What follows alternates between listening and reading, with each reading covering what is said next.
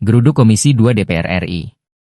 Ahmad Hozinuddin dan kawan-kawan bongkar semua kejahatan aguan terkait proyek PSN PIK 2. Mari kita simak tayangannya berikut ini. 1 pekan lagi akan panen, padi sudah kuning, tinggal panen diuruk secara semena-mena. Wallahi ada sungai yang diuruk sehingga air tidak bisa mengairi sawah dan tambak. Wallahi ada tambak yang diuruk secara semena-mena. Ada tanah wakaf yang diuruk, dijual semena-mena. Dan ini merupakan ekses dari keserakahan para pejabat-pejabat yang ada di Kabupaten Tangerang dan Provinsi Banten. Sehingga yang menjadi korban adalah rakyat kecil. Ditambah keserakahan oknum-oknum yang ada di atas. Perlu kami sampaikan bahwa ini terjadi karena adanya prakondisi di mana dibuatlah Perda Kabupaten Tangerang nomor 9 tahun 2020 tentang perubahan atas Perda Kabupaten Tangerang nomor 13 tahun 2011 tentang rencana tata ruang dan wilayah Kabupaten Tangerang tahun 2011 sampai 2031. Apa yang ada di dalam perda tersebut? Lahan sawah produktif di utara Kabupaten Tangerang, ini lumbung padinya Kabupaten Tangerang. Lahan hijau itu tiba-tiba menjadi lahan kuning. Dan yang menarik, perda tahun 2020 ini perdanya tahun 2020, tapi baru ditandatangani pada tahun 2022. Patut diduga karena memang sedang menunggu logistiknya turun sampai 2 tahun, jadi itu ditandatangani 2022. Dan kita baru tahu tentang ini Januari 2025 kemarin setelah ramai. Padahal perda ini jelas bertentangan dengan Perda Provinsi Banten nomor 5 tahun 2014. Tentang apa? Tentang perlindungan lahan pertanian pangan berkelanjutan. Loh kok bisa gitu Perda Kabupaten Tangerang dibuat, tapi jelas-jelas bertentangan dengan Perda Provinsi. Apalagi kemudian mereka berdalih dengan adanya Perda nomor 1 tahun 2023 Provinsi Banten ini. Sehingga mereka merasa di situ ada kesempatan untuk menggunakan ruang laut, memanfaatkan dan seterusnya itu. Padahal putusan MK nomor 85 tahun 2013 sudah jelas mengatakan bahwa perairan laut tidak boleh dimanfaatkan untuk kepentingan komersial maupun pribadi, apalagi terbit sertifikat di atasnya.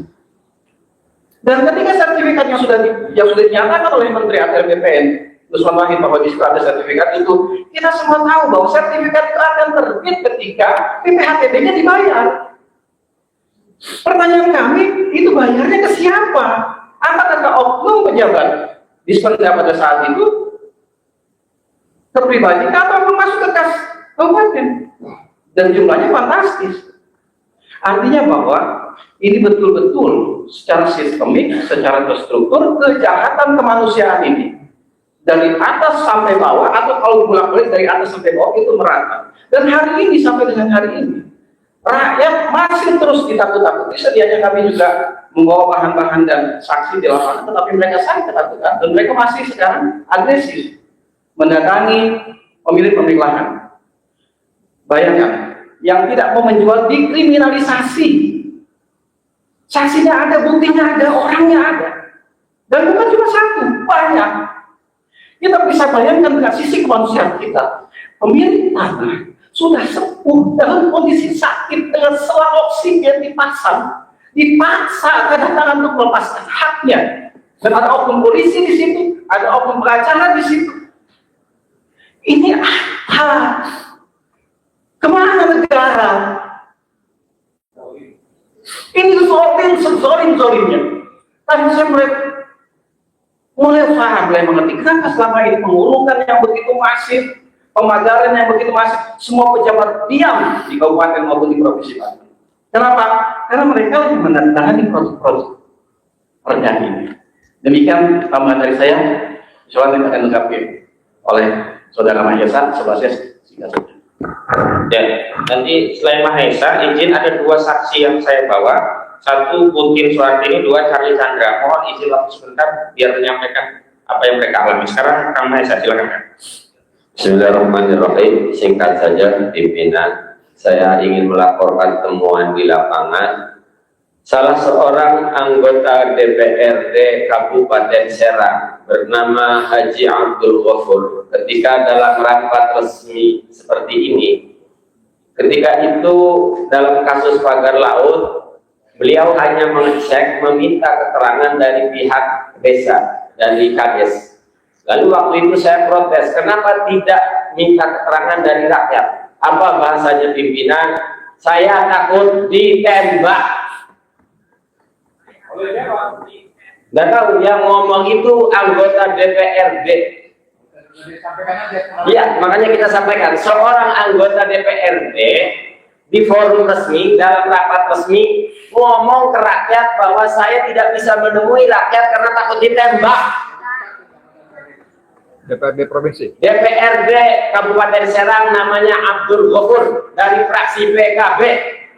Itu yang pertama. Berarti ada kekuatan besar ini, kita semua punya keyakinan, dan justru malah kadang anggota polisi yang baik malah terjerat dengan seragamnya. Bapak-bapak di sini yang duduk di sini, saya tahu terjerat dengan statusnya. Semua punya kepercayaan dan punya pengetahuan. Tapi justru jabatan menghalangi bapak-bapak di sini untuk bertindak. Kemudian yang kedua,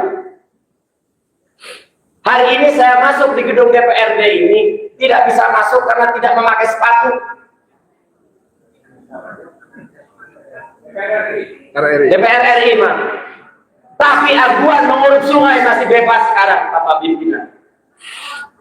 Tidak Polri, tidak TNI, tidak Dewan, tidak Menteri. Kenapa di negeri ini tidak ada yang berani sama orang yang namanya aguan? Saya bahkan tidak masuk di gedung milik rakyat hanya karena tidak pakai sepatu. Tapi aguan mengurus di sungai, tanah bengkok. Dan terakhir saya menemukan satu lagi, Bapak Pimpinan, di BPN ada salah seorang anggota BPN Kabupaten Serang ngomong langsung saat rapat resmi, kata salah seorang anggota BPN, lo bagus Mahesa, tanahnya dijual 23.000 daripada digusur. Yang ngomong pegawai resmi anggota BPN. Ibu tolong dengerin Bu, Ibu dari BPN Bu, ini rakyat bicara Bu. Diem baik si ibu itu dan Staf khusus. Ya, diteruskan aja, diteruskan. Kita semua mendengar. Betapa sakit anggota dewannya katanya takut ditembak.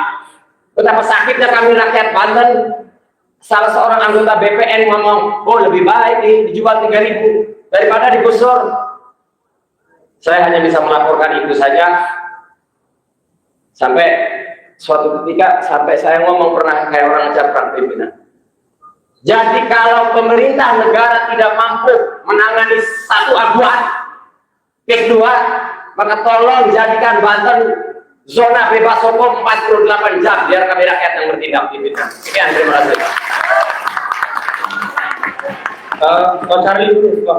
Singkat aja ya, kronologis ya. Ya, terima kasih Pak Pimpinan yang saya hormati. Saya Charlie Chandra, saya sudah berjuang sejak 2013 Pak. Bapak saya dijadikan tersangka atas tuduhan pemalsuan yang terjadi lebih dari 30 tahun yang lalu. Seharusnya tidak bisa diterima oleh polisi Pak. Tahun 2015, 2013, 2015 itu mereka PT Mandiri Bangun Makmur, Direktur Noro Sampono mengambil surat kuasa dari ahli waris pemilik pertama. Bayangkan, pemilik yang sudah menjual tanahnya 35 tahun yang lalu bisa kasih kuasa ke Noro Sampono untuk menguasai tanah kami Pak Pimpinan. Dan ketika itu terjadi, saya biarkan saja karena saya tahu saya tidak bisa melawan. Suatu hari saya punya saudara dan teman baik dengan aguan, minta saya jual. Bayangkan, ini teman baiknya, itu saudara saya. Ketika saya mencoba negosiasi, malah saya dilaporkan ke polisi, Pak. Saya diundang ke kantor PIK 2, di situ sudah ada penyidik. Penyidik yang mentersangkakan bapak saya sendiri, Pak. Dan ketika saya menolak, saya dilaporkan penggelapan. Sertifikat atas nama ayah saya sendiri, di mana penggelapannya. Dan itu sudah naik ke penyidikan, Pak. Akhirnya saya ketemu dengan polisi yang baik, yang lurus, Bapak Hengki Haryadi, dan itu di SP3 dengan alasan tidak cukup bukti. Namun, ketika saya mau balik nama dari ayah saya ke semua ahli waris, Saya dilaporkan lagi. Tuduhan pemalsuan surat, sangat aneh Pak, ini pemalsuan surat masih hak diri kami kok. Nah, di sini ada oknum BPN yang bermain Pak, karena ketika PPAT memberikan berkas ke BPN, tiba-tiba berkas itu bisa beralih ke PT Mandiri Bangun Makmur, jadikan dasar untuk melaporkan saya 2 bulan kemudian. Jadi bulan Januari kita mengajukan balik nama. 22 hari kemudian, BPN Wilayah Banten membatalkan sertifikat saya yang sudah berumur 35 tahun dengan alasan cacat administrasi. Padahal kami ada putusan pengadilan, kami menang Pak. Ini BPN kok bisa menjadi pengadilan sendiri? Setelah dibatalkan, 1 bulan kemudian saya dilaporkan. Bayangkan, apa hak mereka melaporkan saya ketika saya mau balik nama? Sertifikat itu masih atas nama ayah saya kok. Apa hak mereka? Nggak ada hak sama sekali.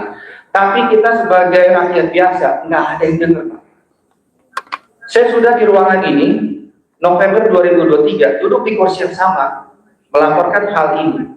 Apa yang terjadi seminggu kemudian saya dijadikan tersangka. Nggak ada yang bisa melindungi kami kecuali Tuhan, Pak. Sekarang saya berharap kepada pemerintahan yang baru agar keadilan bisa dilakukan. Saya minta agar kriminalisasi terhadap saya dihentikan di Polda Banten. Saya minta ini dihentikan di SP3. Karena tidak ada tindak pidana, saya mau balik nama sebelum adanya pembatalan. Kalau saya mau balik nama sesudah ada pembatalan, oke, paham. Ini sebelum, mereka nggak ada hak, Pak. Dan kedua, saya sudah minta kepada Bapak Nusron Wahid untuk memulihkan SHM saya. Karena SHM yang sudah 35 tahun tidak bisa dibatalkan dengan alasan administrasi. Hak kami sudah hilang. Harus ada putusan pengadilan. Lalu apa dasar mereka membatalkan sertifikat saya?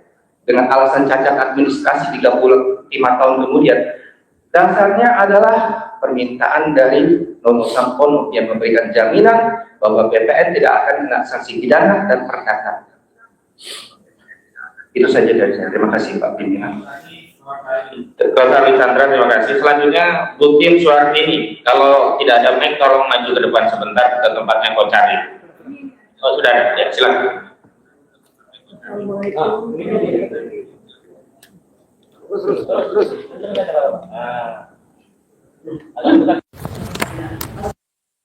Warahmatullahi wabarakatuh. Waalaikumsalam. Bismillahirrahmanirrahim. Yang saya adalah pemilik tanah yang berada di Tanjung Burung yang berdekatan dengan Perikanan 2. Saya mempunyai tanah itu dari tahun 1974. Ketika tahun 2016, tanah itu masih ada isinya, masih ada ikannya, sudah ditutup, dibujur maksudnya. Saya membayar, tadinya saya sudah membayar amnesti pajak, membayar pajak setiap tahun. Tidak ada yang tidak dibayar sampai tahun 2024. Jadi ketika saya memohon kepada PT itu untuk membayar tanah saya, dia beralasan saja, tidak mau membayar sampai saat ini. Ya itulah itu penjelasan dari saya. Mohon Bapak-bapak yang terhormat untuk membantu masyarakat yang Tanjung Burung pun banyak yang masih belum dibayar Pak. Akhirnya dirampas untuk dalam penjelasan saya. Terima kasih. Baik, terima kasih. Terakhir, pimpinan ada kesimpulan dan rekomendasi yang kami ingin sampaikan. Izin koordinator. Oh ya, silakan ya. Terima kasih pimpinan. Jadi gini pimpinan, saya hanya ingin mempertegas. Sebentar, kami perkenalkan Azam Khan, kuasa hukum tim advokasi perampas tanah rakyat. Silakan Pak. Ya, terima kasih. Assalamualaikum warahmatullahi wabarakatuh. Dengan segala hormat, karena tempat ini saya anggap mulia, baik di hadapan kita dan di hadapan Allah SWT, semua akan mempertanggungjawabkan. Maka dari ini, saya hanya mempertegas bahwa ada pasal memang 49 Undang-Undang Cipta Karya itu yang sering digunakan istilah tanah musnah untuk mendapatkan hak reklamasi. Artinya apa? Artinya memang undang-undang ini memang diciptakan untuk menguasai darat, lautan, sungai, danau, ya, yang sifatnya itu juga ditok oleh DPR. Nah ini juga penting untuk kita sampaikan DPR sebagai Dewan Perwakilan Rakyat juga harusnya mengukur sebelum mengetok undang-undang tersebut. Karena apa? Ini menyangkut hak wilayah daulat rakyat sesuai kekuatan pasal 2 Undang-Undang Dasar 1945. Jadi harapan saya, apa yang disampaikan koordinator tadi sudah cukup jelas, bahkan beberapa saksi-saksi yang menjadi korban paksa, baik di Teluk Naga, di Banten maupun di Tangerang, dan juga di Sumeneb, karena persoalannya adalah mereka ini bermain kepada oknum-oknum BPN.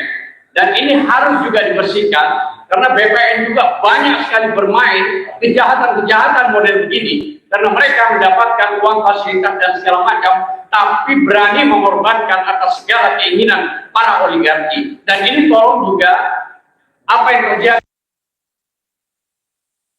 jajaran wilayah Madura juga dan Sidoarjo itu sama. Harapan saya kepada pimpinan untuk mempertegas koordinasi kepada Polda, Mabes maupun juga ATR BPN untuk dicabut kalau sudah tidak sesuai dengan undang-undang, dan memang tidak pernah ada undang-undang yang menyatakan bahwa laut, danau, sungai itu bisa dibuat sertifikat, baik sertifikat hak milik maupun HGB, apalagi selain dari itu.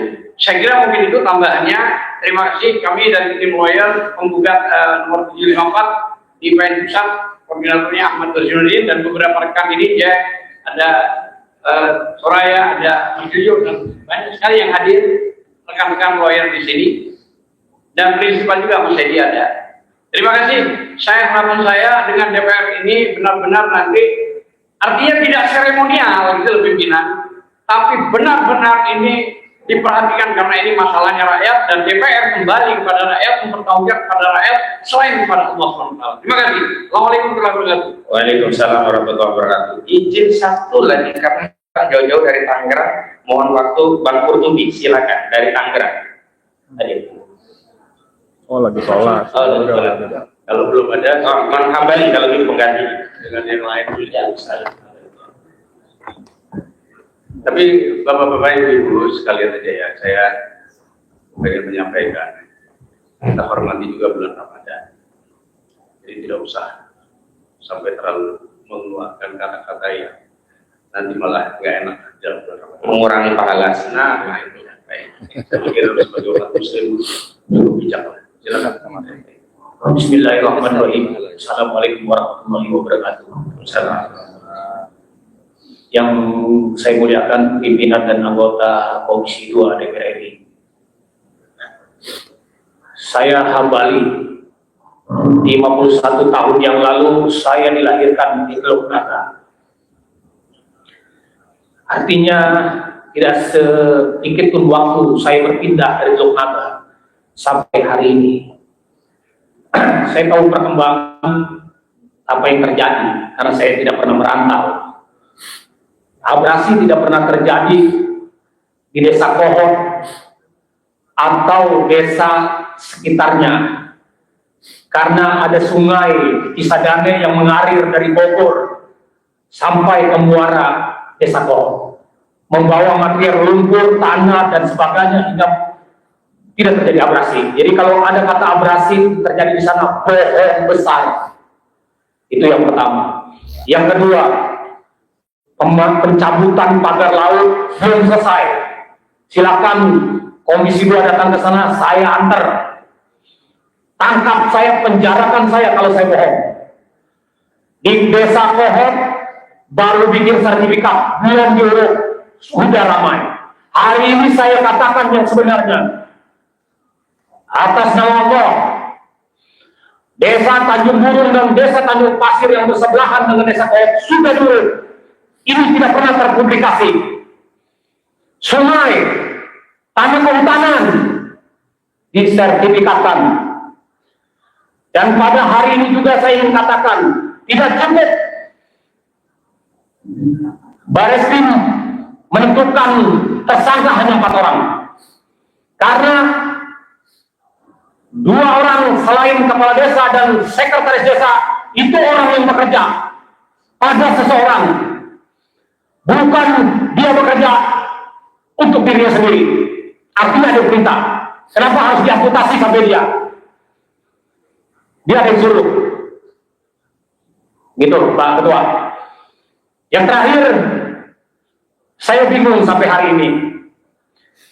Saya ngomong di DPR RI, mohon maaf kalau memang ada anggota yang dipilih dari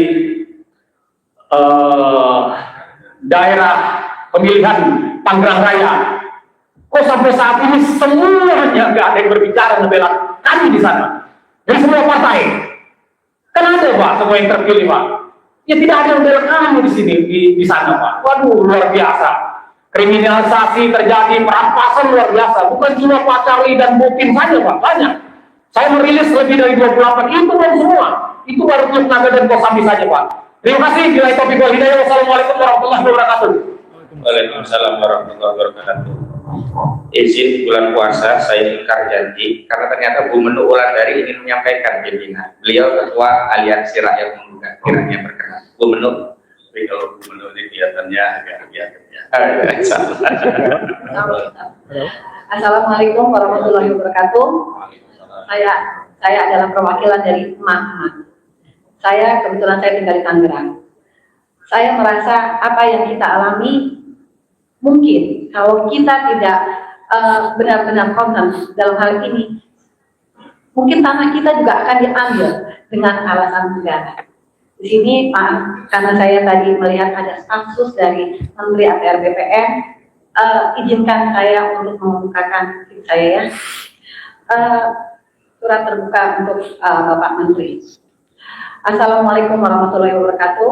Indonesia gelap, Indonesia SOS, Indonesia terancam punah. Dan itu berlaku hanya untuk rakyat Indonesia, bukan pejabat.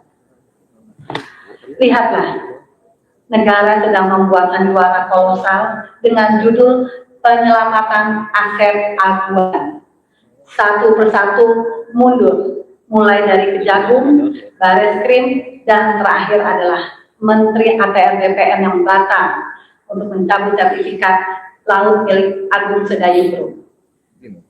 Bapak Menteri, apakah Anda tidak sadar yang Anda lakukan sama dengan menjual negara kepada asing? Dan berapa puluh juta penduduk Banten yang akan selamanya terzolimi dan terancam punah akibat pembatalan yang Anda buat?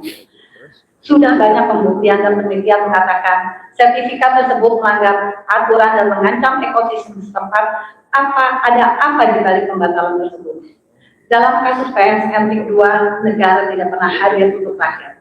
Padahal tidak ada negara tanpa rakyat. Bila negara tidak bisa menjamin hak rakyatnya, maka jangan salahkan kami, rakyat yang akan mengambil sendiri hak kami. Walaupun harus keluar darah, tapi kami rela daripada kami menjadi bangsa yang terjajah dan masa depan anak cucu kami akan menjadi jongos di negeri sendiri. Dan untuk Bapak Menteri dan juga pejabat-pejabat yang terhormat, belum mulia, nama Anda akan tercatat dalam sejarah kelam Indonesia sebagai seorang pengkhianat karena nasionalis Anda dipertanyakan dan Anda kalah oleh tekanan oligarki. Tunggu pembalasan kami. Kami adalah rakyat yang menggugat. Wassalamualaikum warahmatullahi wabarakatuh. Waalaikumsalam. Kalau saya lebih serem sama yang ini. Masa, karena kalau emak-emak udah mau yang dalam itu, ya tajam gitu. Ya. Cukup dari tim advokasi. Saya ingin bacakan kesimpulan. Oke. Baik. Dari berbagai fakta yang sudah kami sampaikan, kami berkesimpulan bahwa kejahatan perampasan tanah yang terjadi di wilayah Banten ini sudah terjadi secara terstruktur, sistematis, dan masif meminjam istilah yang umum digunakan oleh MK, melibatkan pejabat dan aparat dari pusat sampai daerah. Kedua, karena itu kami merekomendasikan kepada DPR RI untuk membentuk panitia khusus untuk dalam rangka melakukan audit baik dari segi kinerja, keuangan, juga hukum, dan kemudian melakukan proses terhadap setiap pelanggarannya. Ketiga, kami harapkan dari DPR RI memberikan rekomendasi atau tuntutan kepada pemerintah untuk segera mencabut status PSN PIK 2 dan menghentikan proyek PIK 2 sampai hasil audit nanti bicara apa. Karena hari ini proyek itu tetap jalan, pelanggaran-pelanggaran terus terjadi, dan mereka berusaha memanipulasi informasi dengan mendatangi sejumlah tokoh-tokoh untuk melegitimasi apa yang mereka lakukan, baik legitimasi hukum sampai legitimasi agama. Terakhir bicara tentang Ihyaul Mawat, menghidupkan anak mati sebagai dalil legitimasi bahwa Aguan itu hebat secara agama Islam karena menghidupkan anak mati. Padahal kenyataannya tidak ada satu inci pun tanah di Banten yang masuk kategori tanah mati sebagaimana disebutkan dalam fikih Islam. Selanjutnya, usut tuntas pelanggaran hukum dan proyek kedua, baik pidana umumnya yang sudah jalan. Pidana umumnya ini 363 dan 366 untuk pasal 55 dan 56 KUHP. Saya pastikan tidak hanya dilakukan oleh Arsin, Kepala Desa Kohot, Kecamatan Batu Haji, Kabupaten Tangerang, tapi juga dilakukan oleh sejumlah kepala desa dan aparat desa lainnya di 6 kecamatan dan 16 desa yang ada pagar lautnya.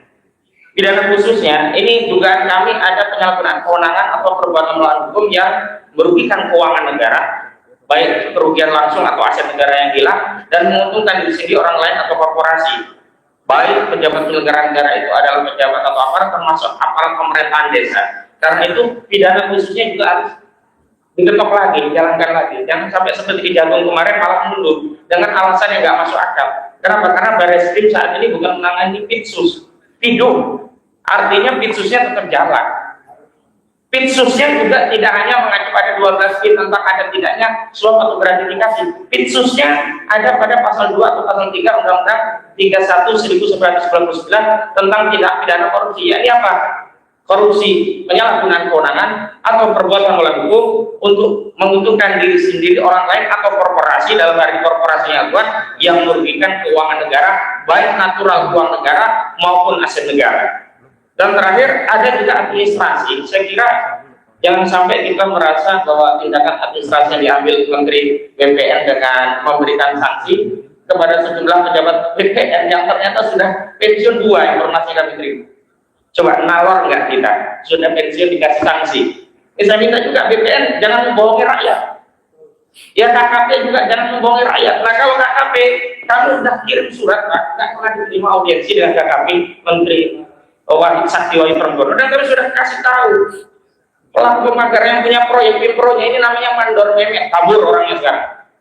Yang mendanai ini namanya Encun alias Gojali. Gojali ini yang punya tanah hektar-hektaran yang diterbitkan BPN NIB-nya. Agojali, nama Cinanya Encun, namanya Agojali, dia juga pelaku. Kemudian siapa yang mensupervisi? Ahli Hanafi Al-Jaya, orangnya kuat, udah tahu semua ini. Cuman kita semuanya pura-pura nggak tahu atau pura-pura bodoh. Makanya di forum yang formal ini, kalau sampai ada yang pura-pura tidak tahu atau pura-pura bodoh, berarti mereka secara nyata turut serta terlibat dalam merusak kedaulatan negara dan rakyat Indonesia. Demikian dari kami. Assalamualaikum warahmatullahi wabarakatuh. Terima kasih. Jadi tim advokasi tadi 1,5 jam sendiri. Kalian silakan bergerak Kabupaten Sumeneb. Silakan. Gantian dari Sumeneb dulu. Dari kan Ibu sudah. Baik. Assalamualaikum warahmatullahi wabarakatuh. Yang kami hormati seluruh pimpinan Komisi 2 dan juga yang sedikit kami hormati perwakilan dari BPN dan juga kementerian dan juga teman-teman seperjuangan yang saat ini tengah kemudian memperjuangkan hak-hak masyarakat sipil.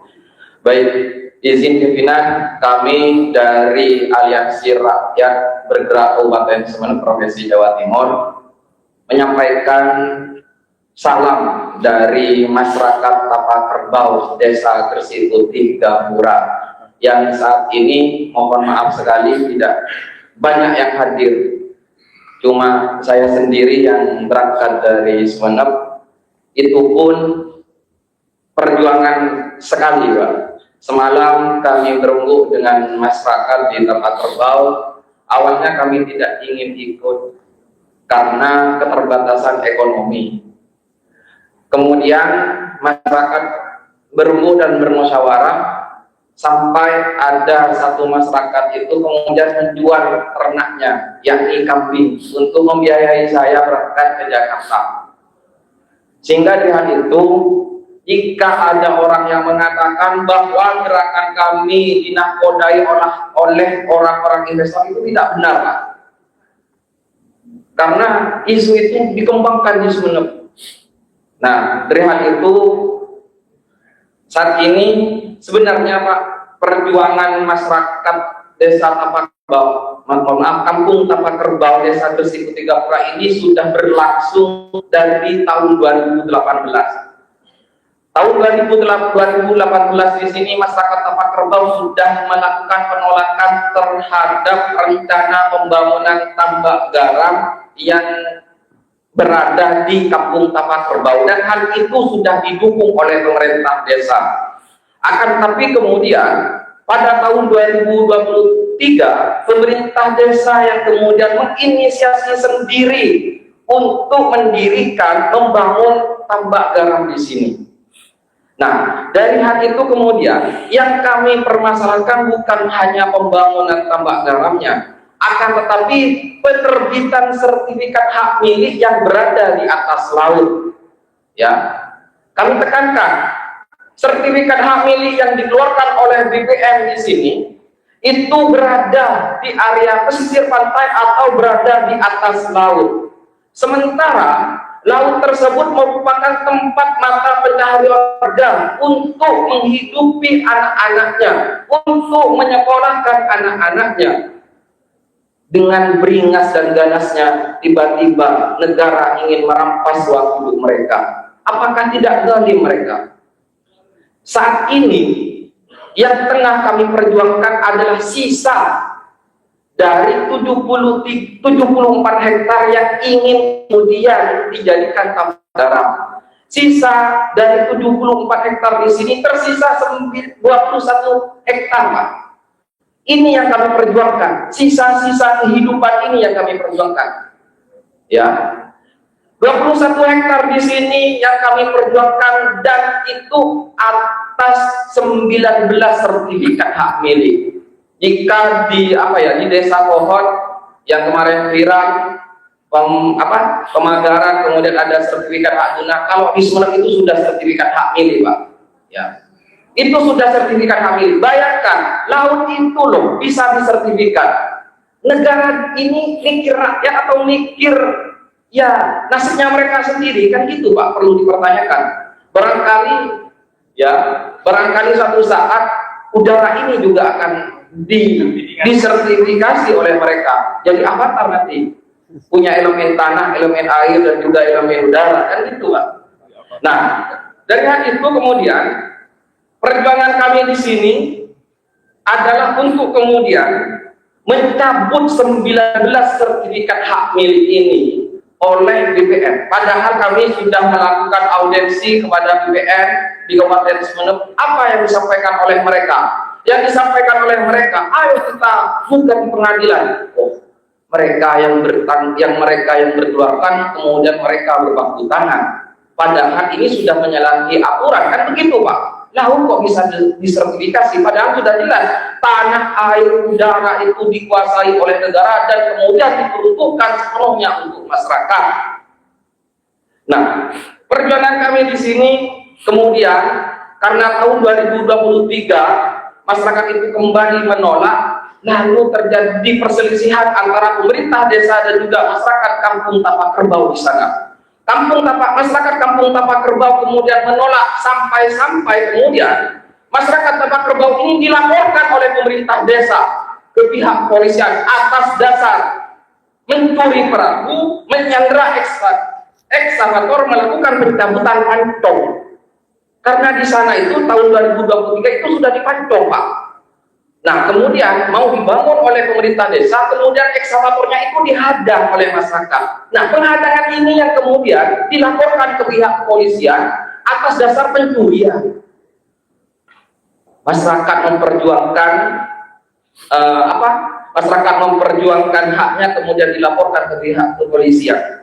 Bahkan kemudian ketika BPN itu turun, Pak, ya mohon maaf, ya BPR ini harus kemudian ditingkatkan kepeduliannya, ya. Mumpung lagi Ramadan di sini, Pak, anggaplah keimanan dan juga kerohaniannya ini perlu ditingkatkan, Pak. BPN ketika turun di sana, jangan itu kemudian diwakili oleh Bapak Hufron Munif. Bapak Hufron Munif pada tanggal 24 Mei 2023 saat kemudian mensurvei laut yang disertifikat, apa yang disampaikan oleh beliau. Beliau itu kemudian mengatakan bahwasanya awalnya beliau itu bilang laut, Pak. Awalnya di sana itu, oh iya ini laut. Jujur demi Tuhan. Ya, Bapak Hufron Munif di sini BPN sebenarnya itu awalnya beliau itu bilang laut, kemudian pernyataan tersebut dicampur dengan dalih ia hanya memantau. Ya. Iya, jujur saja. Awalnya kami tanya, ini Pak apa Pak? Ini laut. Terus, ya, saya bisa membuat pernyataan karena tugas saya memantau. Hasilnya nanti pada tanggal sekian-sekian, pada tanggal 13 Juni 2023. Awalnya apa? Kemudian kami tarik lagi kepada kepala desa. Kepala desa kami tanya, apa yang disampaikan kepala desa? Suatu bisa jadi daratan. Iya, masa mereka itu nggak paham pasang air surut kan gitu, Pak? Nah, ini adalah anggaplah yang kami perjuangkan saat ini, Pak. Ya, yang kami perjuangkan atas dasar masyarakat, bagaimana kemudian negara hadir memberikan perlindungan, memberikan pembelaan kepada masyarakat sipil. Bagaimana kemudian 19 sertifikat hak milik ini kemudian dicabut oleh negara, kemudian memberikan sepenuhnya kepada masyarakat, karena di sana adalah tempat untuk mencari kehidupan, mencari kerang, kepiting, rajungan dan lain sebagainya saat musim hujan. Karena di sana, Pak, ya, kondisi masyarakat di sana itu selain menjadi buruh di PT Garam, ya, buruh di PT Garam, ketika musim hujan mereka itu kemudian bekerja mencari kepiting, ikan dan rajungan di sana. Nah, kalau ini kemudian dibangun, lalu hal ini kemudian sudah merampas uang hidup mereka. Dari hal itu kami meminta kepada negara untuk mencabut 19 SHM di sini. Mari apa yang sudah kalian dapatkan, amanah yang telah diberikan oleh rakyat kemudian diperuntukkan sepenuhnya untuk kepentingan rakyat. Apakah kalian tidak sadar apa yang sudah disampaikan di dalam ayat Al-Quran? Bismillahirrahmanirrahim. Walladzina hum li amanatihim wa ahdihim ra'un. Bahwa amanah yang telah diberikan kepada kalian harus dapat dipertanggungjawabkan. Bahkan di dalam ayat yang lain itu ditegaskan, kullu nafsin bima kasabat rahina. Nah, ini yang kemudian harus dipertanggungjawabkan. BPN harus kemudian bertanggung jawab, kemudian harus mencabut ini semua. Baik, itu saja dulu Pak yang dapat kami sampaikan, ya, karena baru datang juga saya, Pak. Baik, izin pimpinan, kan kita ini namanya tadi lupa Ahmad Stik, ya. Nama saya Muhammad Faik, Pak. Yang Muhammad Faik, dia dari tim kita juga yang memperkuat proses laporan ke Polda Jatim dari Iya. Ya. Yang saya pertanyaan pribadi aja. Itu dari 74 hektar yang mau dijadikan tambak garam, berarti kan ada sebuah lembaga lain. Nah, itu lembaganya apa? Yang mau bikin itu apa? Nah, tahu nggak? Ya, kemarin itu ketika kami anggaplah audiensi ke pemerintah desa yang ingin dikelola oleh pemerintah desa, bilangnya seperti itu, Pak. Kemungkinan. BUMDes. Iya, kemungkinan ya Pak, kemungkinan pemerintah desa itu, ya dalihnya begitu Pak, ya, dalih untuk kemudian anggaplah meningkatkan kesejahteraan dan lain sebagainya dan dikelola oleh desa. Baik, terima kasih. Iya, jadi ini BUMDes versus rakyat, ya. Oke, saya pikir semua sudah menyampaikan. Pimpinan boleh ada yang tertinggal? Oh iya Pak, mohon maaf Pak, izin Pak memperkenalkan teman saya yang ada yang ikut juga di sini Pak. Namanya sahabat Maulana Yusuf. Itu yang menemani saya di Jakarta barusan Pak. Mana itu? Yang mana? Oh ya, itu teman saya Pak. Sahabat Maulana Yusuf Pak menemani saya di Jakarta ini Pak. Terima kasih Bang. Oke, kayaknya TA ini ya. Jadi ketahuan ya. Silakan Ibu. Ya, saya ingin mempersilahkan Bapak Marwan Batubara berbicara karena beliau hadir bersama kami dari Forum Tanah Air. Ini kok jadi saling mempersilahkan teman-temannya. Kan ada bagian masing-masing. Oke, saya pikir terakhir dari Pak Marwan, setelah itu saya direkam dari BPNS.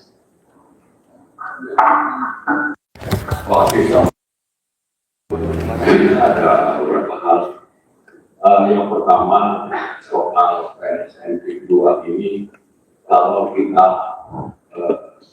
bandingkan dengan konstitusi dan undang-undang berlaku, maka pelanggarannya itu sudah masuk kategori yang sangat-sangat bermasalah pelanggarannya, sehingga kita bisa anggap sebagai pengkhianatan terhadap negara dan konstitusi.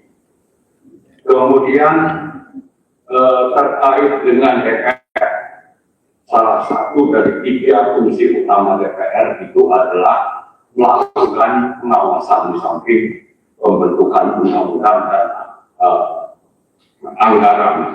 Tapi apa yang terjadi, yang saya sebut tentang pelanggaran tadi, bahwa ini sudah terjadi bukan cuma di laut dengan pagar laut, tapi lebih parah itu di darat. Hanya dari kasus pagar laut itu ada 13 peraturan perundang-undangan yang dilanggar. Jadi ada undang-undang mungkin 5, di bawahnya itu ada peraturan turunan. Jadi total 13. Nah, sementara di darat justru pelanggarannya itu, pengkhianatannya itu lebih besar. Sehingga fungsi pengawasan DPR ini saya kira harus dioptimalkan. Salah satunya dengan membentuk angket. Kalau kita memotret kasus pagar laut, ya 36 km panjangnya pagar dibangun, dan itu terjadi di 16 desa, kemudian hanya diusut di desa Pohon, lalu coba diselesaikan dengan membayar denda 48 miliar. Maka ini sudah sangat jelas, ini baru bicara laut dan itu hanya diambil di satu desa. Sehingga saya kira kejahatan ini tidak bisa dibiarkan. Yang kita catat adalah pemerintahan ini lewat menteri-menteri yang mungkin coba dinikmati, minimalkan hanya lewat ATR BPN dan KKP, tanpa melibatkan yang lain, coba untuk bagaimana menyelamatkan oligarki dari kejahatan sistemik tadi. Itulah yang terjadi. Dan kita melihat rakyat itu banyak yang menderita. Aset rakyat diambil, aset negara dirampok, pelanggaran sudah sedemikian nyata, lalu ingin difokuskan hanya bicara pagar laut dan hanya di satu desa Pohon, sementara 15 desa lain dilupakan. Nah, jadi yang kita catat adalah bahwa ini pemerintah ini coba untuk menggiring masyarakat untuk mempercayai bahwa proses hukum sudah dijalankan, tapi justru untuk melindungi penjahatnya. Karena itu saya minta pertama supaya Pak Prabowo itu konsisten dengan pernyataannya bahwa tidak boleh ada negara dalam negara, yang faktanya negara kedua itu sudah merampok aset negara dan aset rakyat di Banten Utara sana. Yang kedua, kita menuntut supaya DPR segera membentuk hak angket. Tugas pengawasan itu supaya lebih konkret dijalankan melalui hak angket. Yang ketiga, kita menuntut rakyat terutama yang ada di Banten untuk segera melakukan perlawanan berkelanjutan supaya masalah PSN 2 ini bisa dituntaskan. Jadi saya kira kita harus berhenti dengan bersandiwara, termasuk kita ini menggunakan uang negara, tapi untuk proses yang berpunya, jadi DPR bersidang, ada ruangan dipakai dan sebagainya.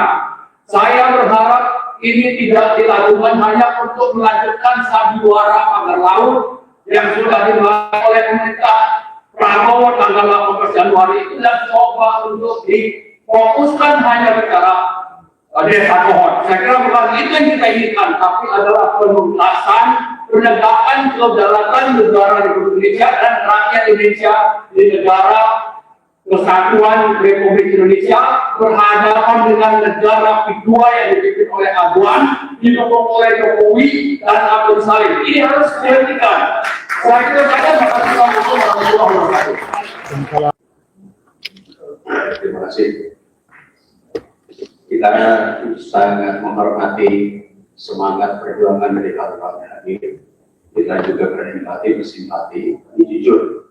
Kita semua di sini juga baru banyak yang tahu kondisi-kondisi seperti itu selama kita melihat dia gara-gara kasus